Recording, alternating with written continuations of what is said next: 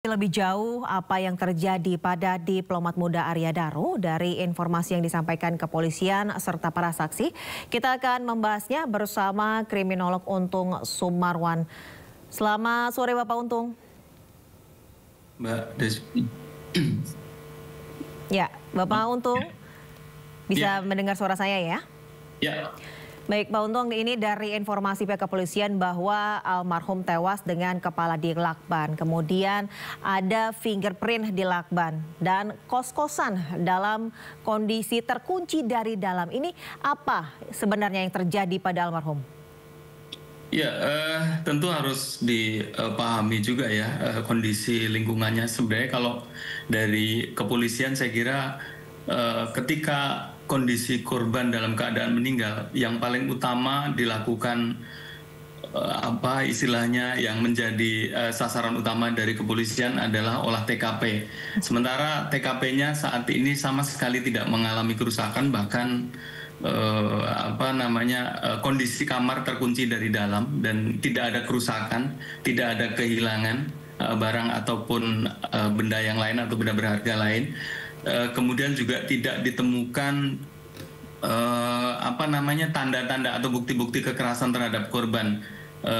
Kemungkinan di situ karena situasinya kos ya, jadi saya kira juga tidak hanya korban yang ada di situ, tapi ada penjaga kos, bahkan jam 11 yang bersangkutan berinteraksi dengan penjaga kos. Artinya sebenarnya fokus utama yang menjadi sasaran pengungkapan kasus ini tentu saja di lingkungan korban gitu ya, termasuk saya kira sudah dilakukan otopsi atau belum, saya nggak tahu. Tapi kalau ditemukan misalnya sidik jari, tentu sidik jari yang ada di lakban itu tentu harus diperhatikan apakah itu sidik jari dari korban sendiri atau pihak orang lain, kira-kira seperti itu.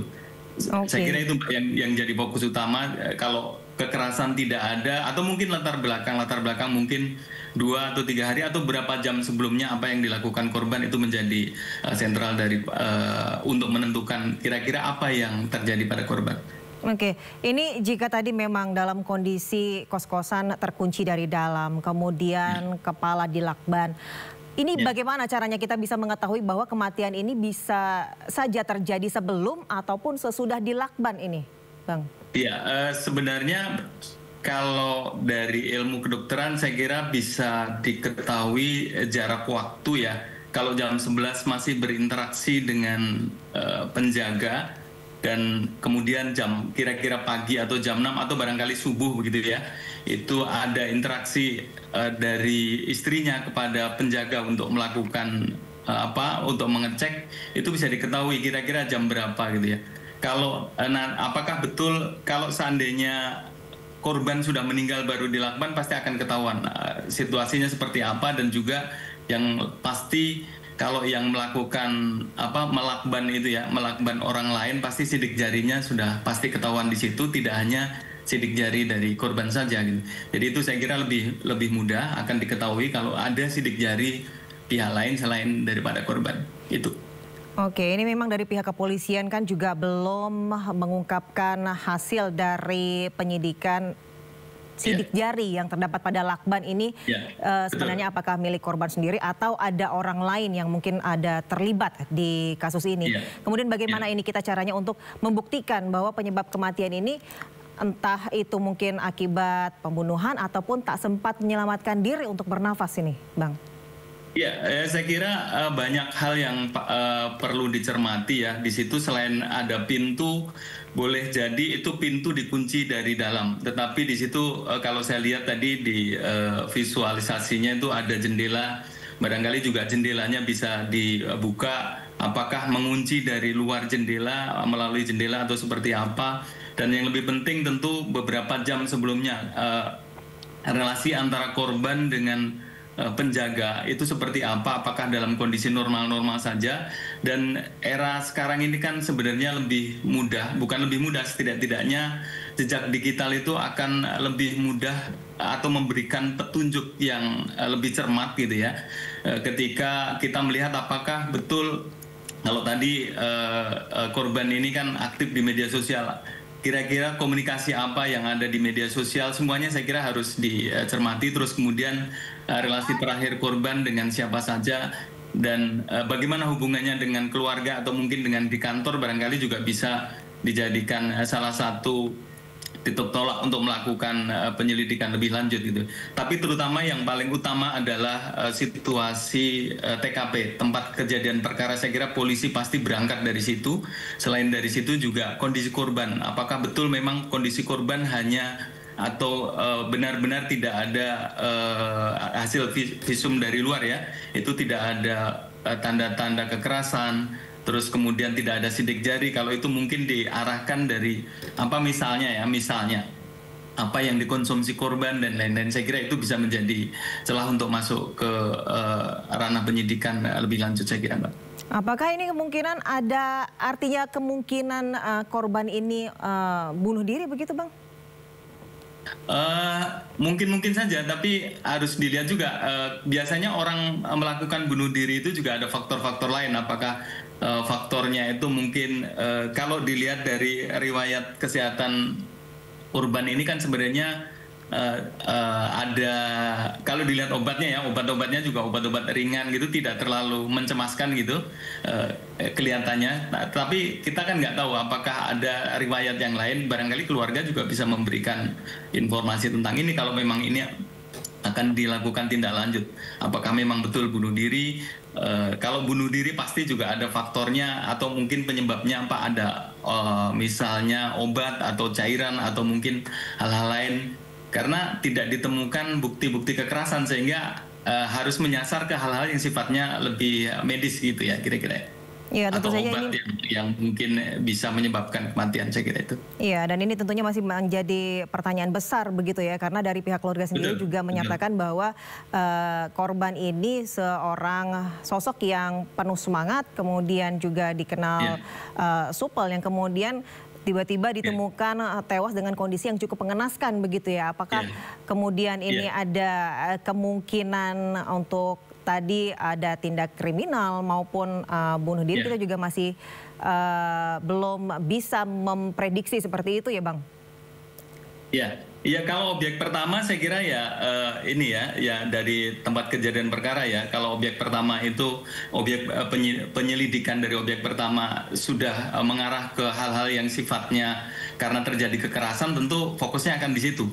Tetapi kalau dari TKP, tempat kejadian perkara itu kelihatannya aman-aman saja, tentu diarahkan ke lebih keluar lagi, misalnya lebih ke lingkup yang lebih luas lagi, misalnya komunikasi dengan pihak luar atau mungkin ada hubungan-hubungan tertentu sehingga menyebabkan depresi barangkali gitu ya. Ini hanya perkiraan saja, ataukah apa faktor-faktor lain yang menyebabkan hal itu. Nggak mungkin polisi misalnya akan meninggalkan tempat kejadian perkara. Jadi yang paling utama adalah saya kira dari tempat kejadian perkara dulu, baru memperlebar area untuk melakukan penyidikan lebih lanjut. Saya kira itu, Mbak. Oke. Kemudian ini apakah ada ini Bang Untung, kalau kita lihat dari kondisi korban ini sendiri ya, dugaan eksperimen dari tubuh yang kemudian berakibat fatal bagi si korban ini?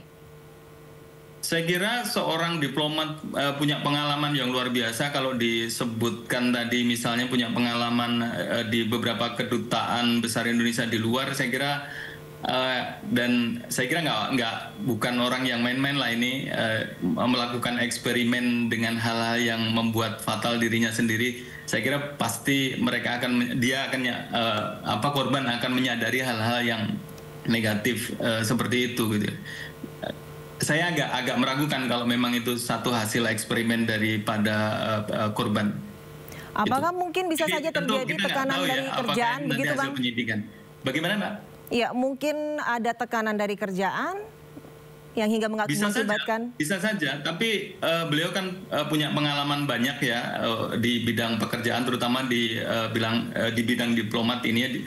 Saya kira pekerjaan seperti apa yang membuat yang bersangkutan hingga mengakhiri hidup itu, saya kira belum.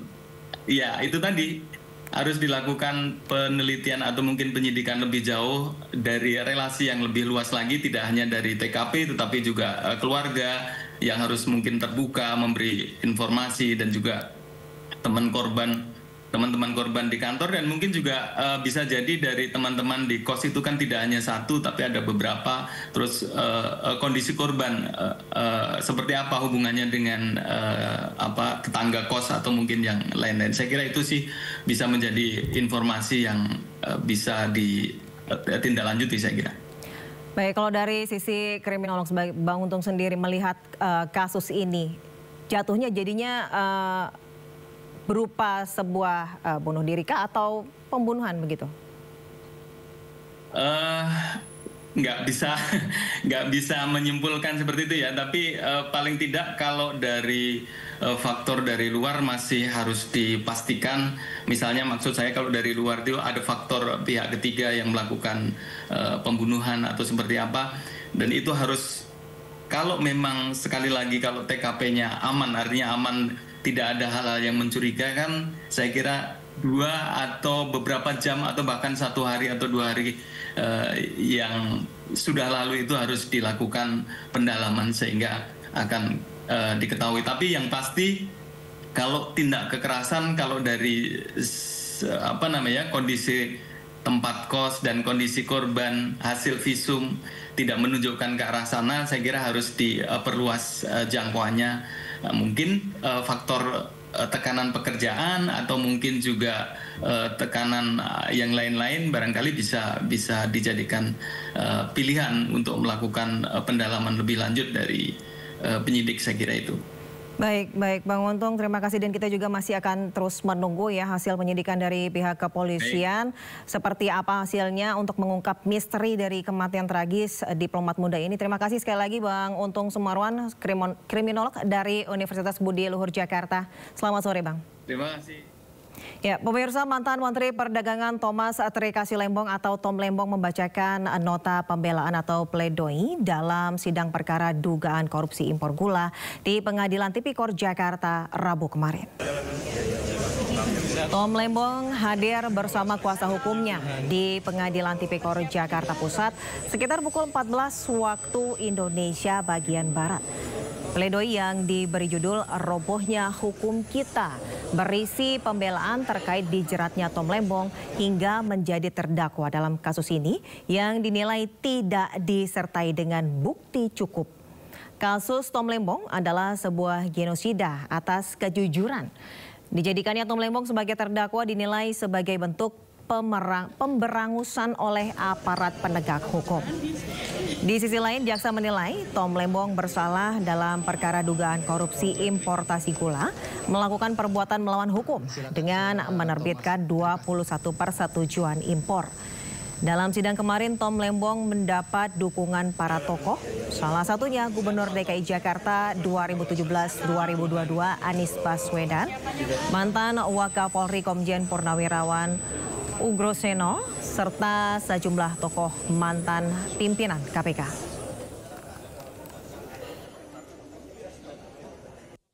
Siang hari ini saya datang ke Pengadilan Negeri Jakarta Pusat untuk menghadiri persidangan yang agendanya pembacaan pledoi oleh Bapak Tom Lembong.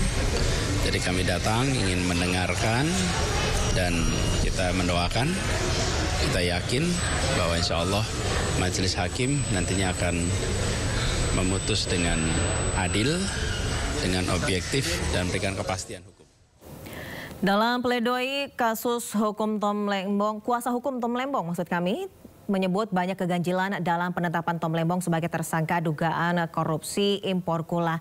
Tuduhan jaksa terhadap Tom yang tidak melakukan rapat koordinasi dalam penentuan impor gula dinilai mengada-ngada. Sementara Tom Lembong dalam pledoi yang dibacakan sendiri mengatakan pledoi dirinya lebih personal dari sisi sudut pandang sebagai pribadi dan lebih ke arah substansi kebijakan. Ada kesan yang sangat kuat bahwa persidangan terhadap perkara ini sejak awal telah didesain bukan untuk mencari kebenaran, tapi sekedar melegitimasi dakwaan jaksa demi satu tujuan yang telah ditentukan, yaitu menghukum terdakwa. Keyakinan kami betapa persidangan terhadap perkara ini penuh rekayasa terbukti dari banyaknya kejanggalan selama persidangan. Mohon maaf, mulai dari sikap majelis hakim mengabulkan permintaan jaksa untuk memberikan salinan audit BPKP hanya berselang 7 hari sebelum ahli BPKP diperiksa. Padahal seharusnya audit ini diserahkan sebelum pemeriksaan saksi fakta dilakukan. Karena isi audit ini tersebut sebagian besar bersumber dari keterangan saksi di tahap penyidikan. Akibatnya kami kehilangan hak untuk menguji secara langsung kebenaran dari dasar audit tersebut. Saksi-saksi fakta keburu selesai diperiksa, audit baru diserahkan. Lalu bagaimana mungkin kami bisa mengkonfirmasi validitas temuan BPKP tersebut jika dasarnya tidak bisa lagi diuji di muka sidang? Inilah bentuk pengaburan kebenaran secara sistematis. Selanjutnya, ahli dari BPKP dan sudah berminggu-minggu saya menyiapkan pledoi, ya kan. Baru tadi pagi saya dikasih tahu kalau yang namanya pledoi itu harus ada judulnya, ya kan. Jadi tadi pagi saya langsung memikirkan ya apa judul yang ingin saya taruh sebagai judul pledoi saya, dan saya putuskan untuk memberikan judul hanya 2 kata saja, yaitu di persimpangan. Ya.